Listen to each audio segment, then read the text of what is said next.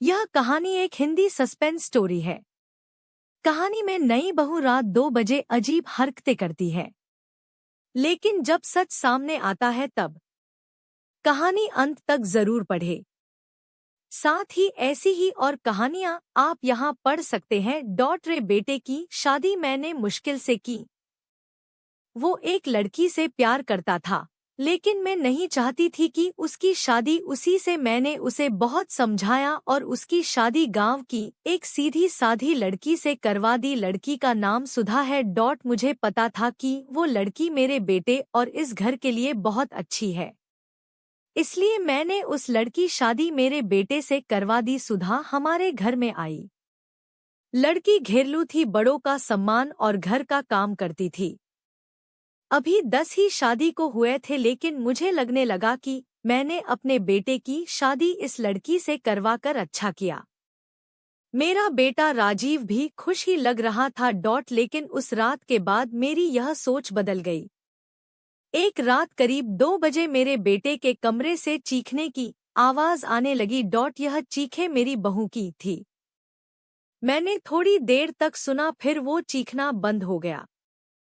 राजीव के पिता मेरे पति को यह सब सुनाई दिया था, लेकिन फिर हमने उन्हें रात में पूछना उचित नहीं समझा, इसलिए दरवाजा नहीं खटखटाया।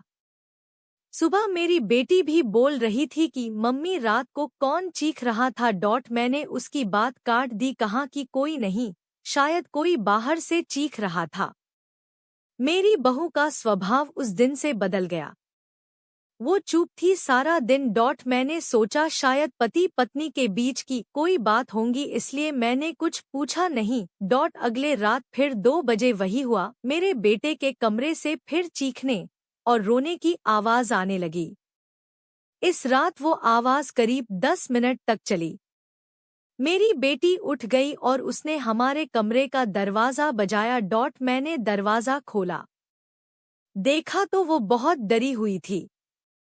बोली, मम्मी यह क्या है?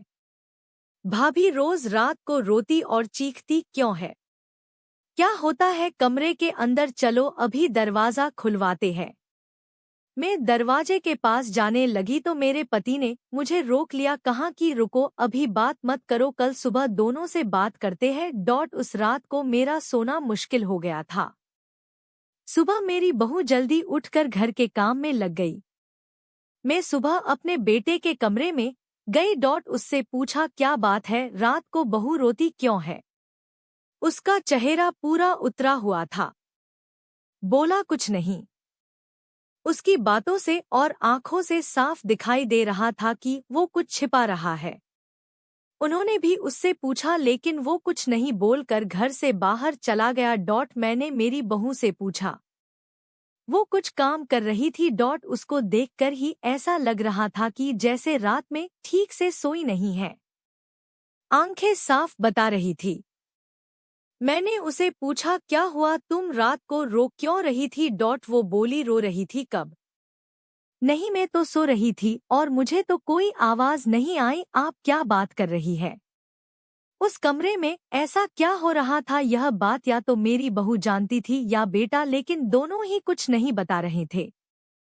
पर दोनों के चेहरे से साफ पता चल रहा था कि कुछ है जो यह दोनों छिपा रहे हैं।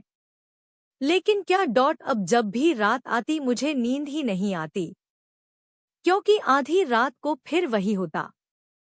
बहू जोर से चीखती और रोती। मेरे मन में कई सवाल थे, क्या होता है उस कमरे में?